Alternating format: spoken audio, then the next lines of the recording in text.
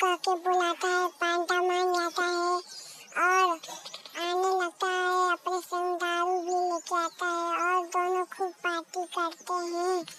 और फिर बिल्लू खेखड़े पकड़कर अपने घर पे लाता है और अपने घर पे लाने के बाद उसे भूंजता है और अपने दोस्त सुअरनी को भी कॉल लगाता है। सुअरनी भी मान जाती है और आने लगती है।